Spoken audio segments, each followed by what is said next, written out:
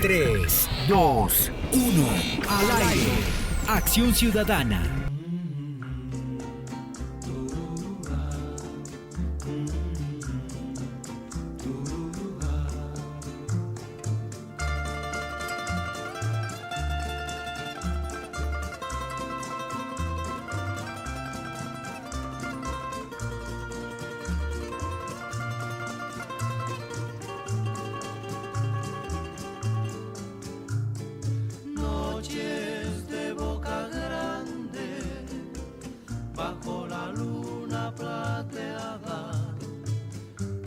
Bordando luceros en el filo de la playa, el mar bordando luceros en el filo de la playa.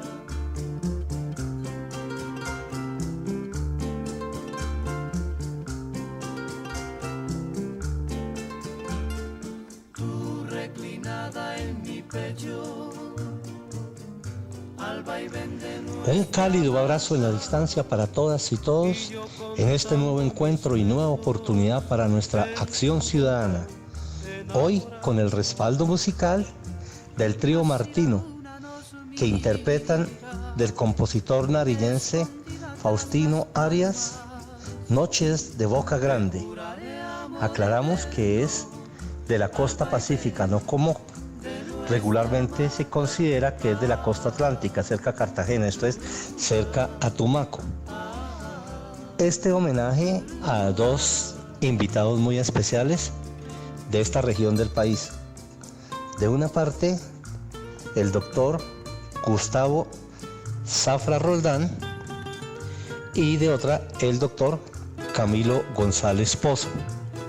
Con estas dos eminentes figuras nacionales, hablaremos acerca del gasto social para identificar claramente en qué consiste la prestación de los servicios públicos, los monopolios, las transformaciones que se deben realizar y las tareas que tenemos desde el control social, desde la superintendencia de servicios públicos, pero sobre todo desde la movilización social. Bienvenidas y bienvenidos. El invitado del día.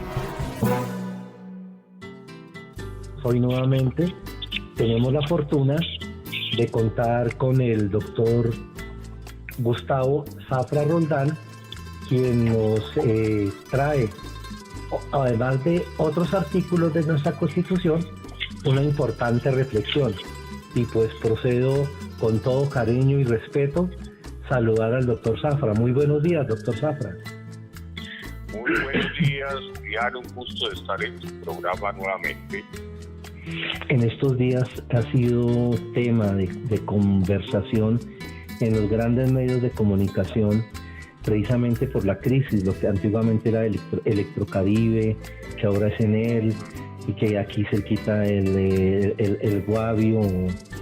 Sí, se da esa posibilidad de esa latencia, ese dolor que se siente por las altas tarifas, pero también nos da la posibilidad de otra reflexión que quiero plantearle, doctor Zafra, y es poder manejar la diferencia de lo que se conoce comúnmente como el neoliberalismo, cuando se habla de la reducción del Estado y dejar el espacio que dejas libre el Estado para que lo asuman las empresas privadas, y entonces sean las empresas privadas las que dan la solución a la problemática de la comunidad en general, y entonces aparecen los negocios, y entonces los negocios de la salud se convierten en mercancía, y la educación y la prestación de los servicios.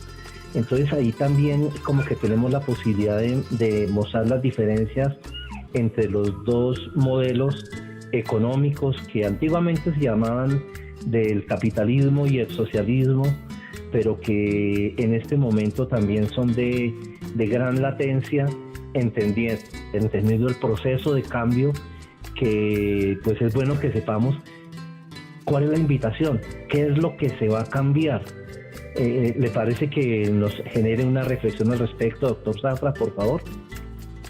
Sí, yo sinceramente creo que es sano que tanto el sector público como el sector privado concurran a la atención de servicios públicos. Te pongo el ejemplo del sector en que yo trabajé mis últimos 25 años, el de educativo. Sin la presencia del sector privado en educación, en todos los niveles, tanto preescolar como primaria, como secundaria y como universitaria, la mitad de los jóvenes y adolescentes y niños colombianos estarían sin educación. Entonces, obviamente es evidente que se necesita la presencia del sector privado, por ejemplo, en el tema de educación. ¿Qué es lo importante? Que pues sea educación de calidad y a precios razonables, ¿ok? Y ahí, por ejemplo, a mí no me choca para nada una idea que se ha movido desde el pasado, desde la famosa superintendencia de educación, como hay superintendencia de salud, y hay superintendencia financiera, y hay superintendencia de servicios públicos. No para molestar a quien lo hacen bien, pero es que, perdóname, Julián, por experiencia lo conozco, en todos los niveles que te he mencionado, a veces hay negociantes de la educación, y eso lo sabemos, ¿no? Entonces, lo que hay que mirar es precisamente que el Estado, permitiendo ese dualismo de entidades públicas y privadas actuando en los distintos sectores de servicios públicos, sí tenga una regulación y una vigilancia y eventuales sanciones a quienes abusen de ese poder para no volver los bienes públicos meritorios, como tú muy bien lo has señalado. La educación y la salud son bienes públicos meritorios, no volverlos una mercancía. Y en eso, en muchos de los temas, yo también le doy la razón a la nueva ministra de Salud cuando dice que en el sector salud ha habido muchos abusos. Eso no se lo ha inventado ella, lo sabemos, y por eso hay un mundo de esas entidades de salud liquidadas o intervenidas. Lo mismo que pasa en algunos sectores de la educación. Entonces el Estado tiene que estar allí, no para, acorralar el servicio público cuando se presta por entidades particulares, pero sí para garantizar cobertura y calidad en el servicio y no abusos en los precios, además de cómo se prestan esos servicios. En eso coincido contigo. Y pues yo creo que los instrumentos del Estado pueden permitir esa regulación y ese control. Y me parece que el Estado debe ejercerlo. Muy bien, doctor. Estamos llegando al artículo 366. Artículo 366. El bienestar general y el mejoramiento de la calidad de vida de la población son finalidades sociales del Estado. Será objetivo fundamental de su actividad la solución de las necesidades insatisfechas de salud, de educación, de saneamiento ambiental y de agua potable. Para tales efectos, en los planes y presupuestos de la Nación y de las entidades territoriales, el gasto público social tendrá prioridad sobre cualquier otra asignación. El artículo 366, te confieso, Julián, es uno de mis preferidos, porque precisamente prioriza, potencializa y jerarquiza lo que se llama el gasto social, que es lo esencial de la definición de nuestro modo de Estado, que es el Estado social de derecho. Y el gasto social funciona fundamentalmente en 4 ejes, aunque cuando puede tener unos ejes complementarios: en salud, en educación, en saneamiento ambiental, o sea, todo lo que tiene que ver con alcantarillados, aguas residuales, etcétera, protección del medio ambiente, y en el derecho universal al agua potable, porque el agua potable es también salud. Y entonces, esos 4 ejes fue donde la constituyente se la jugó para decir: nunca de un año a otro puede reducirse el gasto social. Entonces, por eso nuevamente el esfuerzo que tiene que hacer el ministro de Hacienda actual cuando le entrega el pasado gobierno sin crítica un presupuesto desfinanciado para atender los programas de gasto social como Familias en Acción, como protección a los adolescentes y jóvenes, como el proyecto de educación gratuita costo cero, como el proyecto adulto mayor, como el proyecto protección a la madre en estado de maternidad o en licencia, como el proyecto de protección a la primera infancia. Y lo que le está diciendo la Constitución al ministro de Hacienda es: usted no puede reducir el gasto social con relación al año anterior. Y si le entregan un presupuesto desfinanciado, que entre otras la cifra que se ha dado es de 10 billones de pesos, pues ¿qué tiene que hacer el ministro de Hacienda? Pues buscar los recursos adicionales o vía tributación o vía endeudamiento o vía aumento de porcentaje de regalías para financiar esos recursos que le está obligando a tener la misma Constitución. Entonces, si tú me preguntas, lo que está haciendo el ministro de Hacienda es tratar de cumplir las normas constitucionales, entre ellas el 366 de la Constitución. Y es muy bonito el inciso final porque, como lo leyeron, el gasto social público tendrá prioridad sobre cualquier otra asignación. Es sagrado. Entonces, el mensaje de la Constitución es clarísimo. ¿Qué ha pasado? Y lo digo con respeto, porque pues ha habido ministros de Hacienda de alto sexo, pero los ministros se le inventan para disfrazar gasto social. Voy a poner un ejemplo. Una vez trataron el director de planeación de otra época y el ministro de Hacienda decirnos precisamente que el subsidio a la gasolina de los vehículos particulares, ojo, no de los públicos, sino de los particulares, era gasto social. Qué pena, eso no es gasto social. Eso, si quieres una ayuda que usted le está viendo, pero no la llame gasto social. Y muchas inversiones en capital para fuerza pública, que hubo necesidad por el conflicto armado, pero no lo llame gasto social, porque eso no es gasto social. ¿No? Comprar tanques no es gasto social. Comprar aviones para bombardear, eso no es gasto social. Hágalo, pero no diga que es gasto social, porque eso no es gasto social. Entonces, esa categoría es muy importante, que en las leyes orgánicas de presupuesto y planeación se respete la filosofía de la Constitución, que el gasto social es salud, educación, saneamiento ambiental, agua potable, vivienda, ampliar la potencialidad de empleo, o sea, reducir el desempleo y obviamente seguridad social. Pues ahí sí hable de gasto social, pero que no nos inventemos categorías que universalmente no están aceptadas. Yo también digo, lo digo con un poquito como caleño, la rumba tampoco es gasto social. Qué pena, pagar la feria de Cali con recursos de gasto social, pues hágala, pero no diga que es gasto social. Esa no es la filosofía de la Constitución ni fue el espíritu del constituyente. Muchísimas gracias, doctor Zafra. Muy claro sus explicaciones, muy cercanas, muy pedagógicas y sobre todo muy humanas para que nuestra comunidad reasuma ese papel protagónico de su calidad de constituyente primario y lo hagamos gracias a abrazar esta constitución tan rica como la que usted y los demás constituyentes nos dejaron como legado e incluso para futuras generaciones, porque estoy seguro que esta constitución bien aplicada, como es el compromiso del actual gobierno, va a generar muchos beneficios para nuestra sociedad y perdurará por mucho tiempo porque su aplicabilidad es permanente e inmanente a los desarrollos de nuestra sociedad y seguramente podrá perdurar.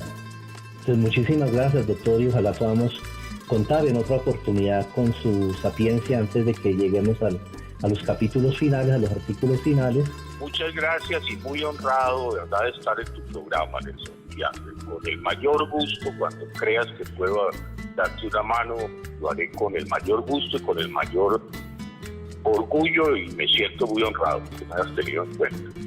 Gracias, doctor. Entonces, hasta la próxima ocasión. Un fuerte abrazo. Okay.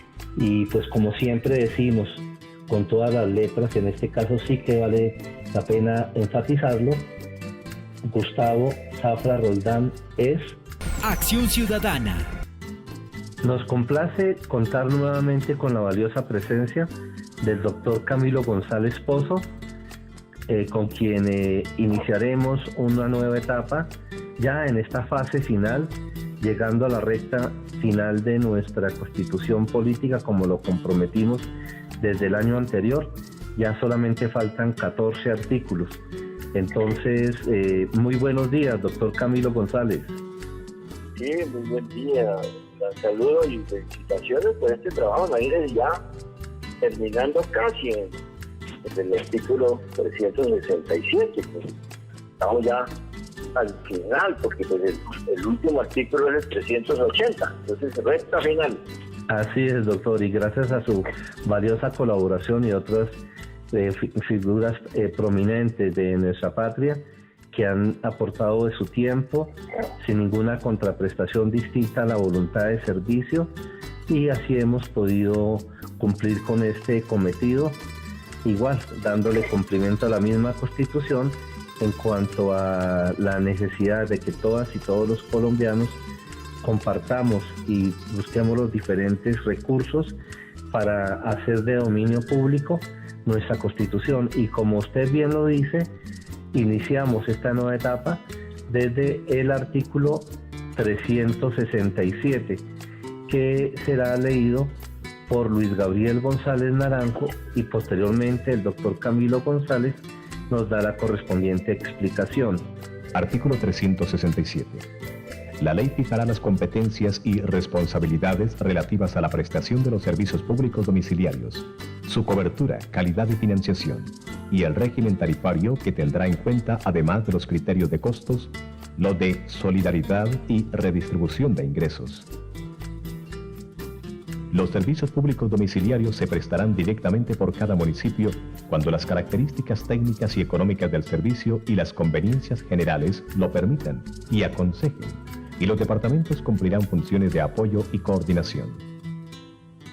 La ley determinará las entidades competentes para fijar las tarifas. Tiene mucha actualidad este artículo 367 sobre servicios públicos domiciliarios. ¿No? Mucha actualidad porque se está discutiendo con frecuencia, se ha hecho en Colombia el asunto de las tarifas de energía eléctrica, pero también de las condiciones de prestación de los servicios de agua potable, de alcantarillado y demás. Son temas de grandísima preocupación para la gente. Aquí vemos que lo que es la prestación de los servicios, pues es una responsabilidad del Estado, ¿no? Los servicios públicos domiciliarios del agua, del luz, que hacen relación a derechos fundamentales, ¿no? Pues el Estado debe garantizarlos. Otra cosa es que este artículo deja digamos, abierta la posibilidad para que la responsabilidad de prestación del servicio público tenga diferentes modalidades, ¿no? De modo que el Estado puede delegar en particulares, según esté enunciado, la prestación del servicio, pero eso no significa que se disuelva la responsabilidad estatal, porque no se trata de una mercancía. En el caso, por ejemplo, del servicio de energía, de agua, pues resulta que aquí lo que hay es un gran monopolio de servicio por parte de una empresa en un municipio, y a veces un número pequeño de empresas. Es decir, aquí no hay una libertad de competencia, no es que es un mercado donde es el mercado de la energía, el mercado del agua, el mercado del alcantarillado. No, es una empresa, y esa empresa llega y le presta y allí ejerce su monopolio en un área determinada. Entonces, por eso la intervención del Estado es fundamental para garantizar el servicio, y lo puede hacer mediante la regulación o mediante la prestación directa.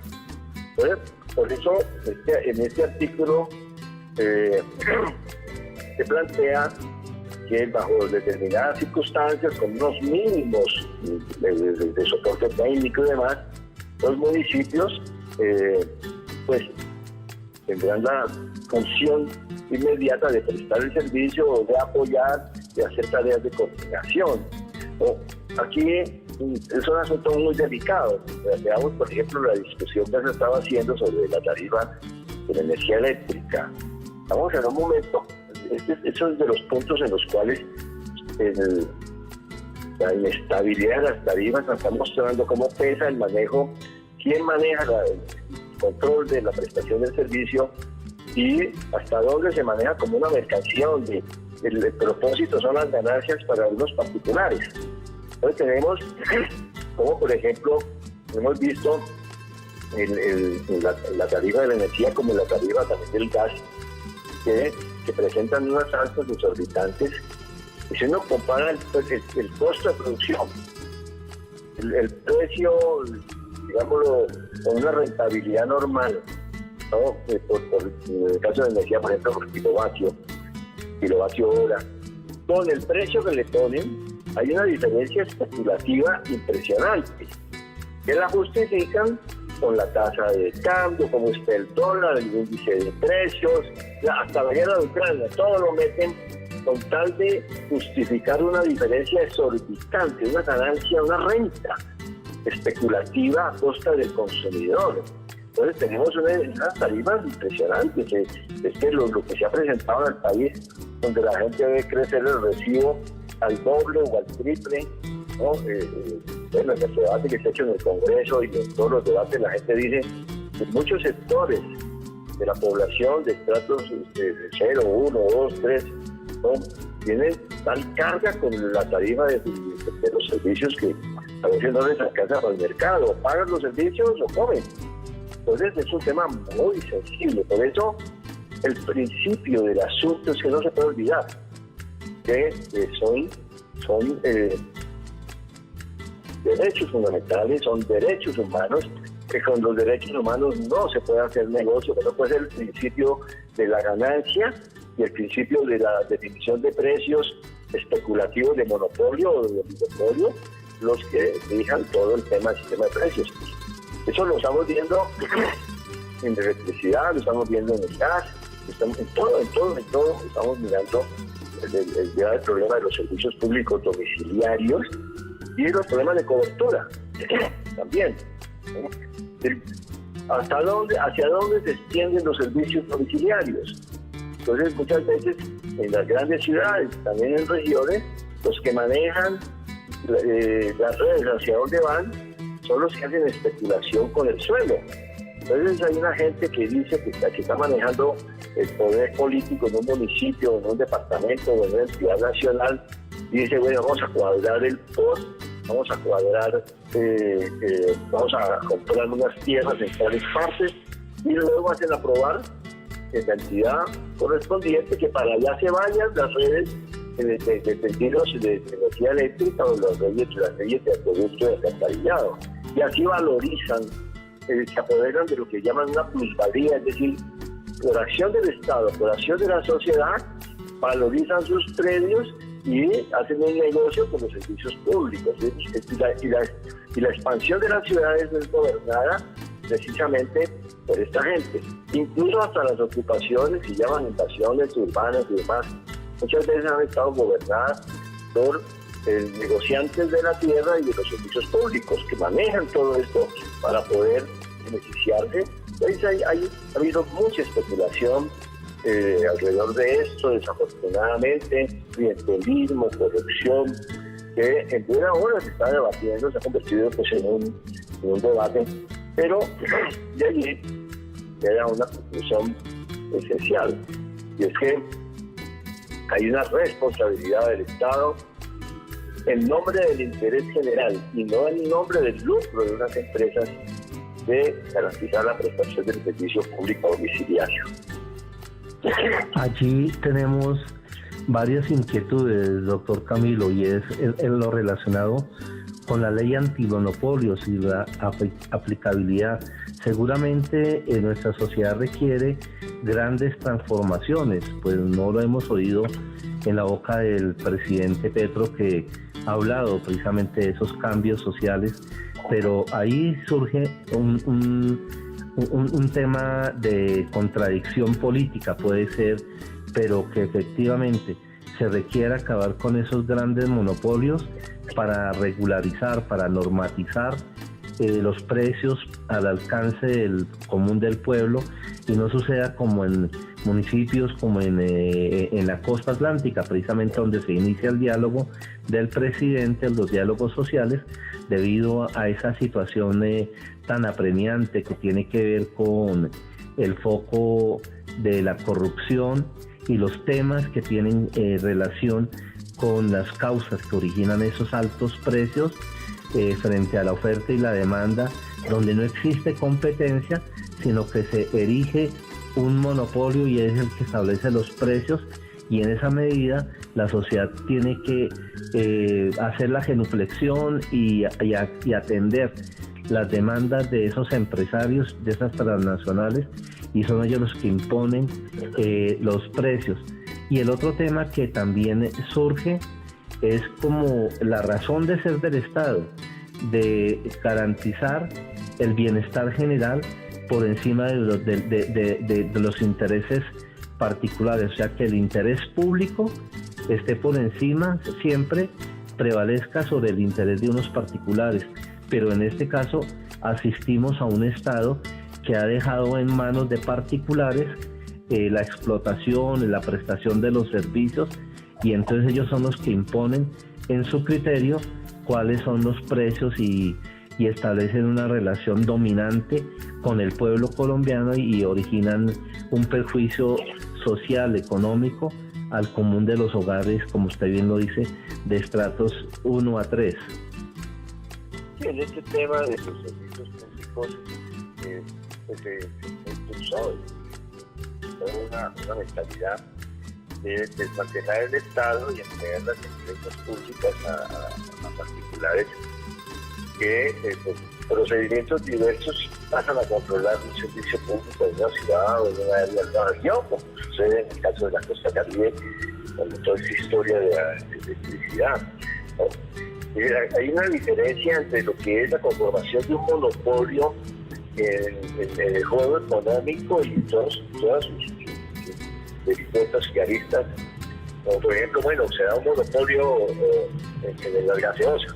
En la historia hubo un momento en el cual había muchas empresas departamentales de gaseosas, había empresas de las principales regiones del país, y poco a poco se fue construyendo un monopolio a partir de maniobras y de alianzas y de compras, hasta que se da una posición dominante de un grupo empresarial, ¿no? De unos pocos grupos, ¿no? En los casos para hablar de este ejemplo.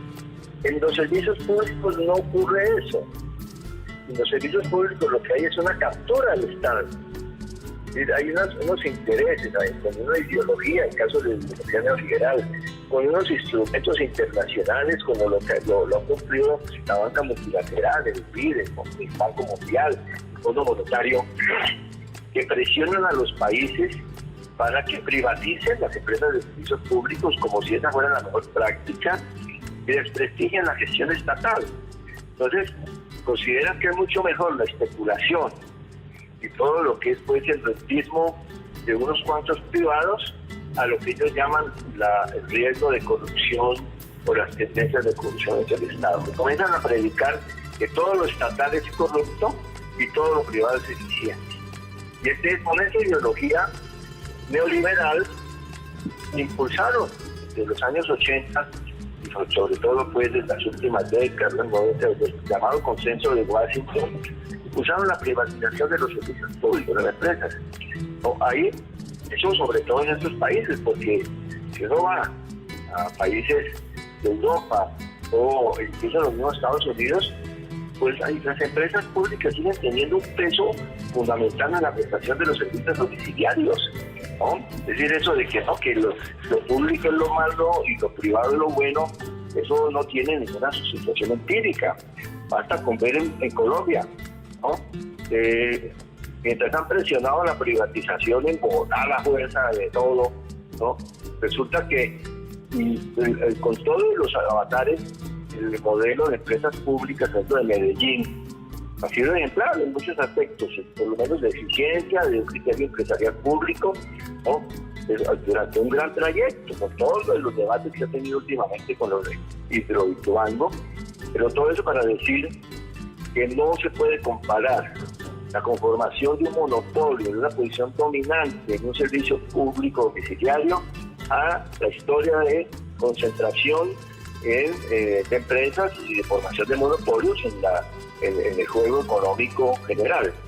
Acá hay una mediación estatal y política para entregarle el favoritismo del monopolio privado de los servicios públicos a determinados grupos de interés que manipulan contratos, licitaciones, empresas calificadoras, agencias de crédito internacional, todo tipo de manipulaciones para imponer ese modelo neoliberal que es lo que se ha dado.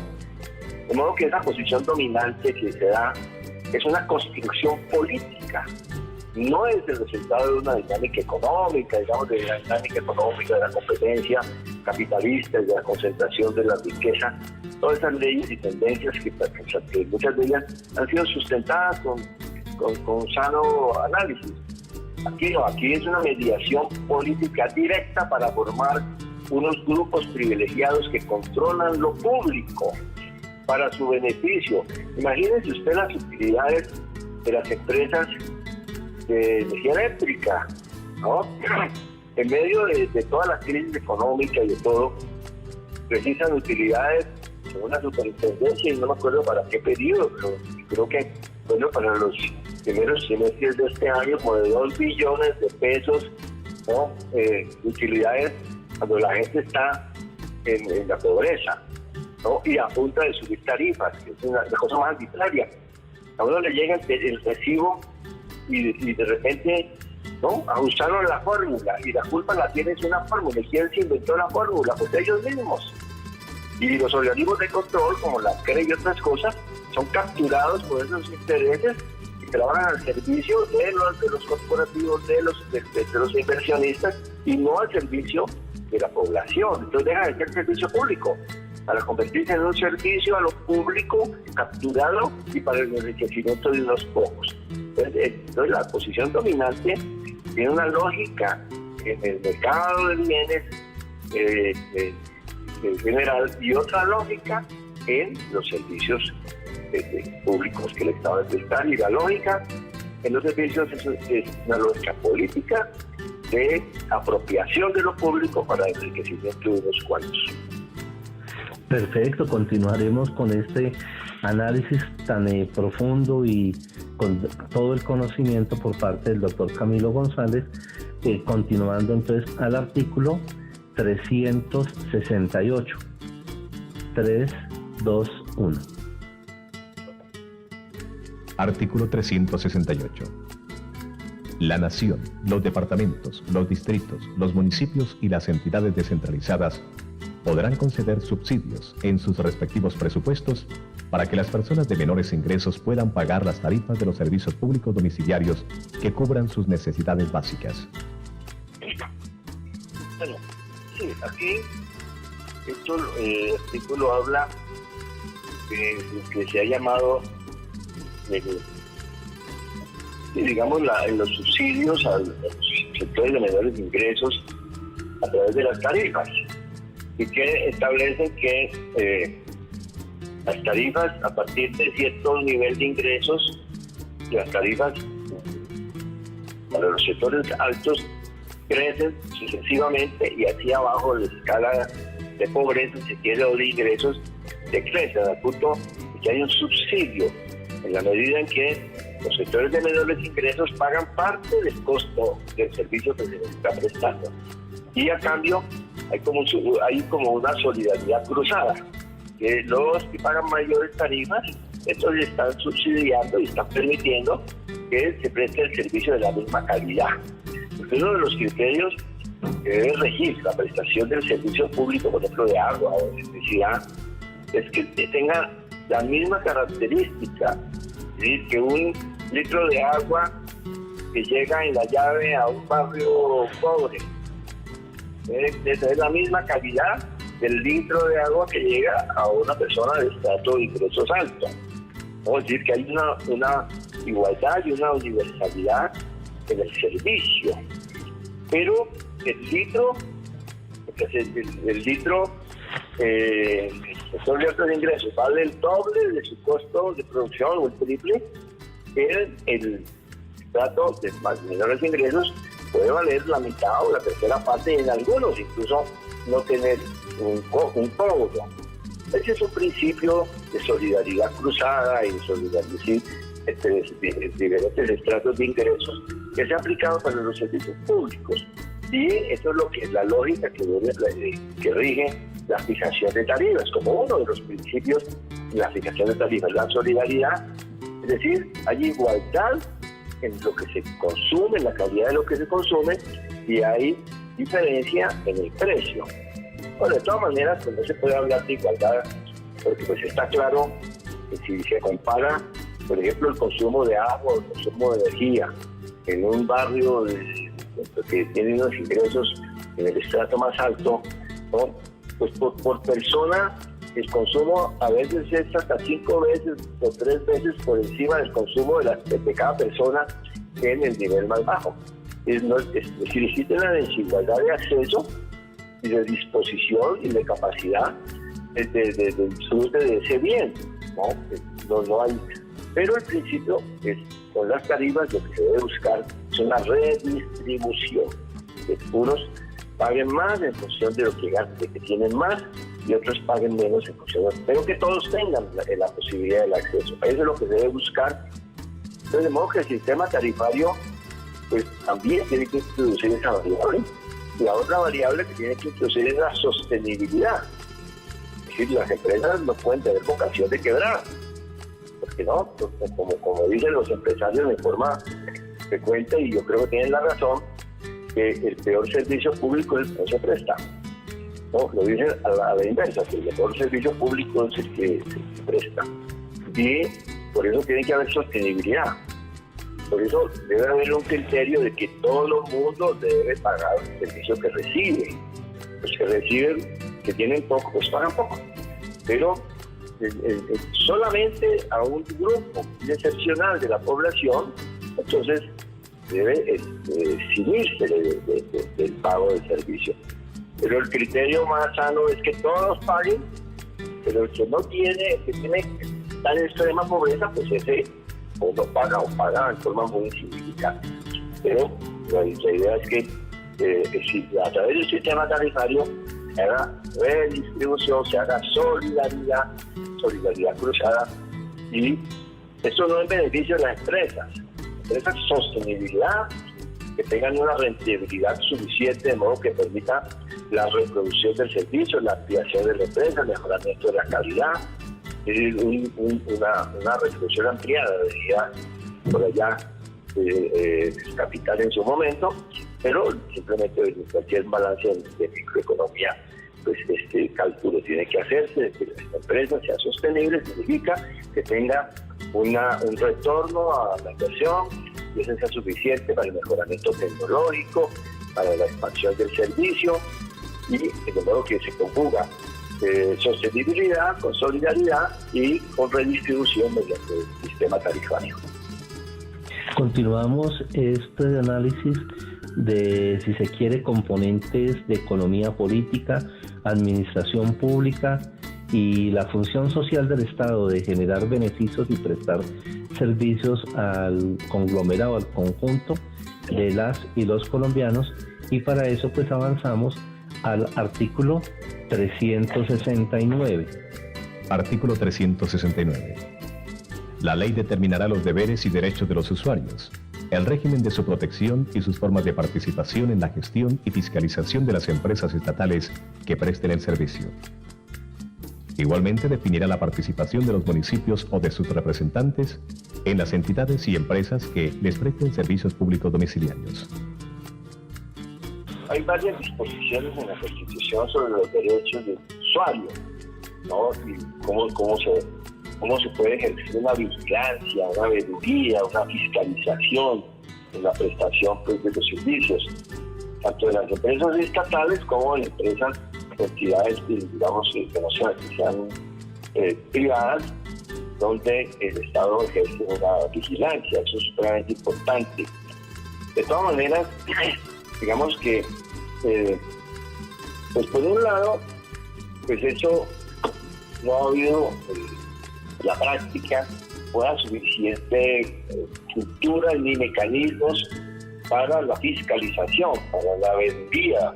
Hay veedurías ciudadanas de prestación de servicios públicos, eso está regulado también en la ley, cómo pueden hacerse veedurías y de qué manera pueden tener una efectividad, actuar frente a las empresas, frente a la superintendencia del caso, ¿no? Es muy importante esto. En algunas ocasiones ha sido eficaz en las veedurías de la fiscalización. Se ejercen no solamente a través de grupos de ciudadanos y usuarios, sino a través de movilizaciones y de hechos significativos de protesta, ¿no? Como se ha visto, hay muchas formas de protesta frente a situaciones calamitosas en materia de servicios. Algunas, pues que conocemos, llegan a extremos, como gente que hace huelga de recibos y huelga de pagos. De hecho, hemos visto la situación en la costa Caribe, que la gente no paga. Sencillamente, la gente dice no pagamos. ¿Por qué no pagamos? Porque son lampones, se roban la plata. Y la gente lo dice con mucha razón. ¿Cuántas veces no se han robado la plata en la AAA en Barranquilla o en todo el caso de la electrificadora? Que fueron varios billones de pesos entregados por el Estado a esas empresas para que garantizaran el servicio, y eso no es una historia reciente, es una historia que lleva décadas, que se roban la plata y no prestan el servicio. Hay servicios intermitentes, a veces se ha llegado pues con el 30% del periodo anual sin la prestación efectiva de servicio, en todas partes más, ¿no? Entonces no es que no haya existido el recurso, sino que se ha robado la plata. Es una mafia que se roba la plata. Entonces, la reacción de la gente, ¿cuál ha sido? No pagamos, presten el servicio, nosotros nos conectamos, ponemos un cable. Entonces son situaciones de hecho completamente anómalas, por supuesto, y que no deberían ser las formas de protesta. Deberían existir unos canales normales de protesta, institucionales, reglados, ¿no? Pero es una situación tan primaria desde el punto de vista del abuso de poder, ¿no? Pues por supuesto se desata una indisciplina social tremenda, o unas formas de protesta legítimas si se quiere, pero que de todas maneras son disruptivas y que se manifiestan. Digamos, todos son una crisis crónica, son parte de una crisis crónica. Entonces, la fiscalización de la que habla este artículo a la hora de materializarse, pues tiene muchos, hay mecanismos, hay comités de usuarios, además están los instrumentos que también la Constitución ha establecido, como la tutela, la acción colectiva, y hay mecanismos entre los cuales la acción de cumplimiento, hay diferentes formas previstas para el ejercicio de la democracia directa con la gente, para exigir la prestación de servicios públicos en materia de salud. Por ejemplo, la tutela se volvió por la forma más frecuente como la gente garantiza que la atiendan, porque eso de esperar, la gente se desespera, presenta una tutela, a veces funciona, pero a veces también se demora, porque son millones de tutelas al año. La gente tiene que entrar y meterse a la fuerza por urgencias, y ahí comienza el calvario de todo lo que es el paseo de la muerte, ¿no? No, es que usted no está EPS, de que tiene contrato para este hospital, que lo mandamos para el otro, ahí nos repiten, pero entonces pida cita con el especialista, es una cadena de tortura psicológica a la gente tremenda. Entonces la gente ha acudido a la tutela como forma de fiscalización del servicio de salud, ¿no? Pero que tiene más. Y lo mismo en otros, ¿no? Ahí vimos lo que se presentó en el Guavio, la gente descontenta por problemas también de servicios de vías y demás, pues cerró la vía y estaba a punto de apagar las máquinas del servicio de energía eléctrica para Bogotá, ¿verdad? Pero hay muchos mecanismos de protesta, hay muchas situaciones críticas que se presentan con mucha frecuencia por el problema de los servicios públicos. En la fiscalización, la veeduría, los mecanismos de control ciudadano se convierten en algo fundamental. Perfecto, doctor. Ahora, con esa reflexión y que asistimos recientemente a lo que manifestaban aquí en el interior del país, en la central hidroeléctrica del Guavio, donde los residentes de varios municipios se vieron precisados a tomarse las vías de hecho, y felizmente, por primera vez después de tantos años, el gobierno nacional, ahora en cabeza del doctor Gustavo Petro, pues accedió y se logró un feliz acuerdo que aspiramos se pueda desarrollar en los próximos meses, precisamente a partir de los acuerdos donde comparten corresponsabilidad en la gobernación de Cundinamarca, los alcaldes de los municipios y la presidencia de la República, o las y los colombianos, a través del Plan Nacional de Desarrollo, donde uno de los compromisos para levantar ese paro en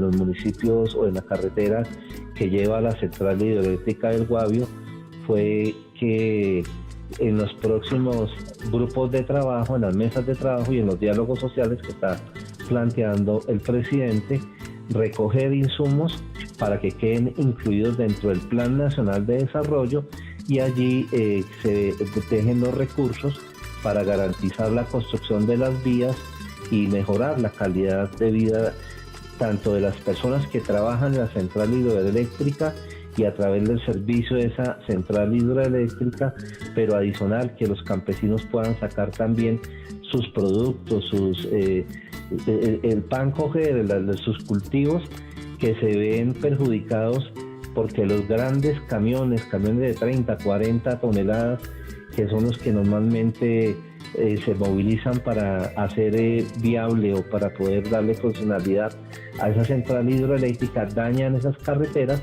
y los campesinos se ven impedidos de poder sacar sus productos.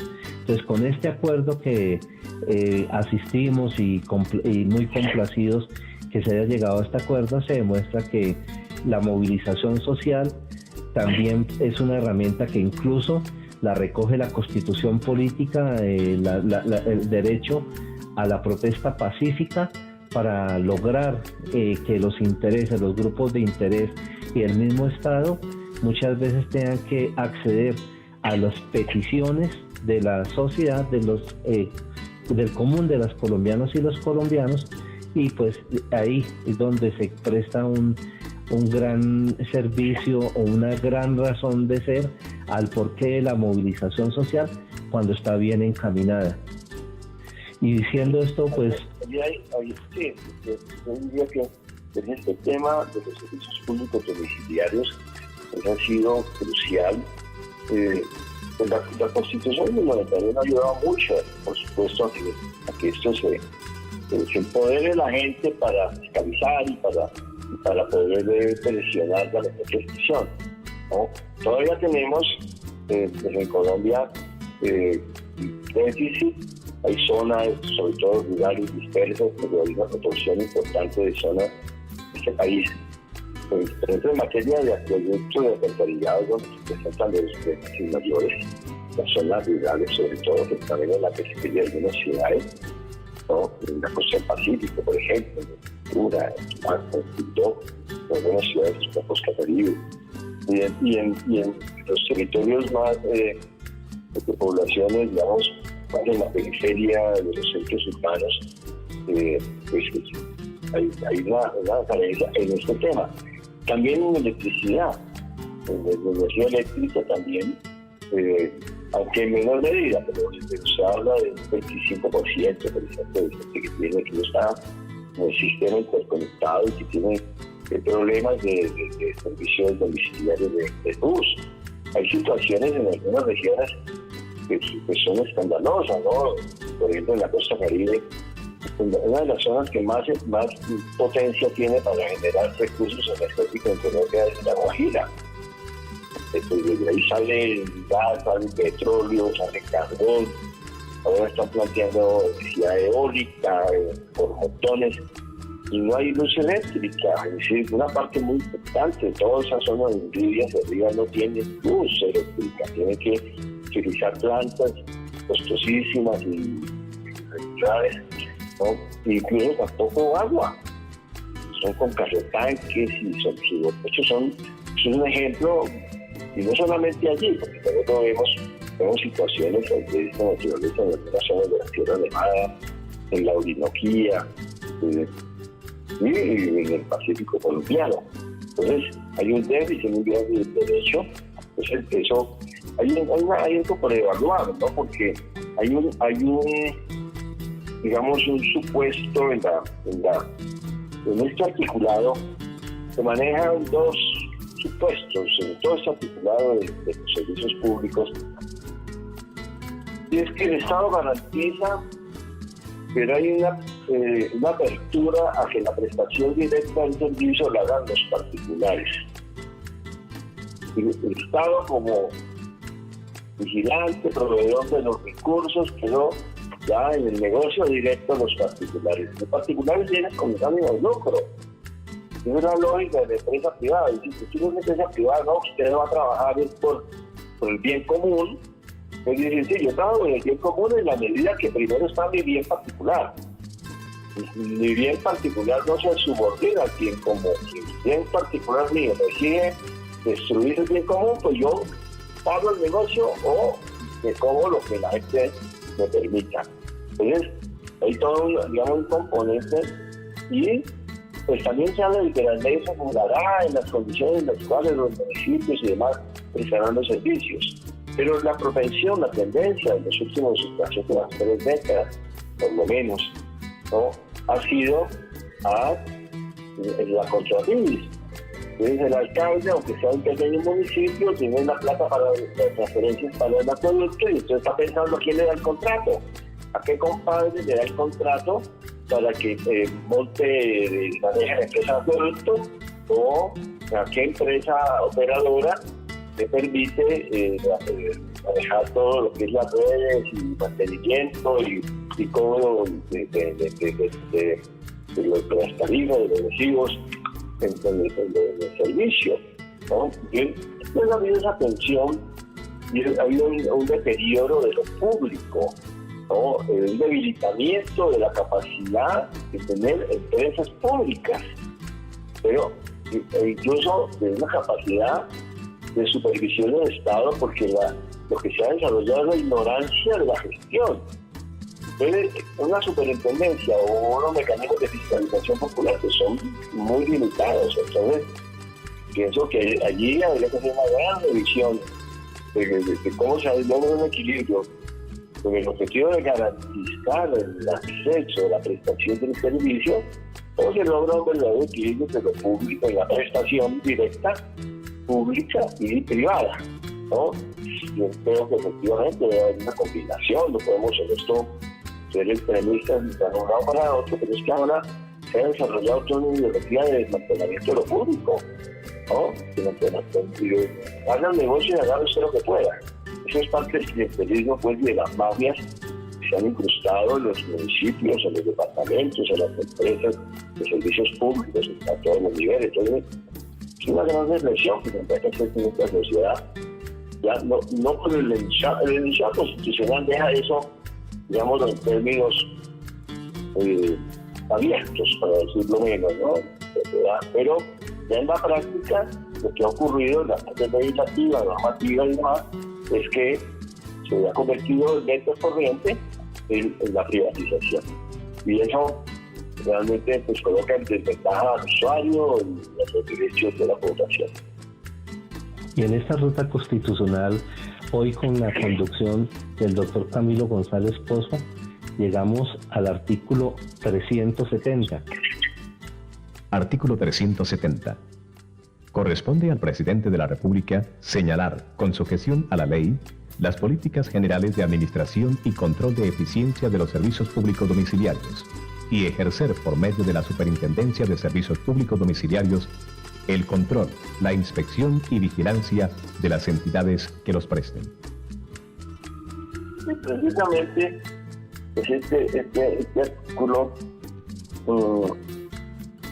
pues señala la atribución del presidente y el papel de la superintendencia de servicios públicos, o todo el tema de inspección y vigilancia estatal. Ahí hay un problema complicadísimo, y es que pues sí, es el presidente y es un organismo central.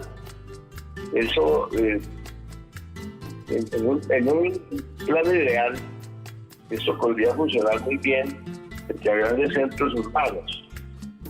Pero en un país que tiene el 60% de los municipios de categoría 5 y 6, creo que más, y la mayor parte de los municipios pequeños que tienen poca capacidad de gestión, poca palanca económica, ¿no? Entonces allí la pregunta es hasta dónde llega la superintendencia, hasta dónde tiene capacidad, de qué manera puede el Estado hacer esa vigilancia efectiva. Entonces, por eso habría que ver hasta qué punto en la ley establecen las regulaciones para lo que es el manejo de la superintendencia, o hasta que se permite la combinación de este ejercicio de la superintendencia con los mecanismos de control ciudadano y con instrumentos reales a los municipios para interactuar en esta manera de supervisión, de vigilancia a las entidades que prestan el servicio, que es un gran lío, ¿no? Muchas veces en un territorio la entidad que presta el servicio pues es más fuerte que el alcalde. Hoy uno mira, por ejemplo, en lo que es la compañía de Occidente, que presta servicios en varios departamentos de regiones, pero entre ellos el departamento del Cauca, de energía, y hace las subcontrataciones para que otros operen y se encargan solamente pues de la parte financiera del negocio. Pero eso llega hasta, bueno, resulta que hay un sistema de tarifa que dice que allá en zonas rurales donde la gente consume y no puede pagar, pues el Estado subsidia a esas personas, pero le garantiza una tarifa mínima, digámoslo, rentable a la empresa que está controlando el servicio en la región. Pero a la hora de la verdad, ¿quién garantiza? Simplemente haciendo un número de conexiones. Hay tantas viviendas, establecen un promedio, dicen vamos a ponerle tanto por vivienda y cobran. Pero se prestó efectivamente el servicio. Se presentan cosas muy raras, ¿no? Por ejemplo, hay 20.000 familias que producen marihuana en el norte de Toca. 20.000. Para la producción de marihuana, y seguro dice más. Para la producción de marihuana se necesitan tener luz por día y noche, y sobre todo por la noche. Eso se viaja del norte del Cauca, San Miguel y Quichao a Cali. Eso parece un pesebre. Desde las 6 de la tarde hasta el otro día está prendida toda la loma, kilómetros y kilómetros de lucecitas, porque son sistemas de verdadero, donde para que crezca más la masa, entonces le prende el cuchillo, se pone calefacción, y la pregunta es quién paga eso, quién paga esa luz, porque la compañía feliz factura. ¿Y a quién le factura? Pues al Estado. ¿Y quiénes pagamos la luz con la que se produce la marihuana? Pues los colombianos. Reiterándole nuestros agradecimientos al doctor Camilo González Pozo, que hace posible estas reflexiones, este conocimiento profundo de la mejor herramienta del patrimonio social para las colombianas y los colombianos, como lo es nuestra Constitución Política de Colombia. Nos despedimos hasta muy próxima ocasión, doctor Camilo. Bueno, muchas gracias, un gran saludo de nuevo y éxitos en este trabajo extraordinario que ya está a punto de terminar con la lectura y comentarios a la Constitución Política de Colombia. Y como siempre decimos con todas las letras, Camilo González Pozo es Acción Ciudadana.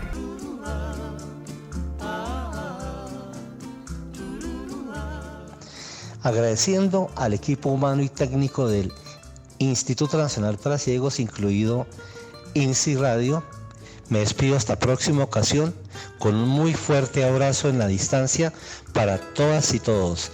Chao, chao. 3, 2, 1. Al aire. Acción Ciudadana. Todos los sábados y domingos a las 10 de la mañana en INSI Radio. Trabajamos juntos por el reconocimiento y la garantía de los derechos de las personas con discapacidad visual. Participe. @INSI_radio. INSI Radio. Una forma diferente de ver el mundo.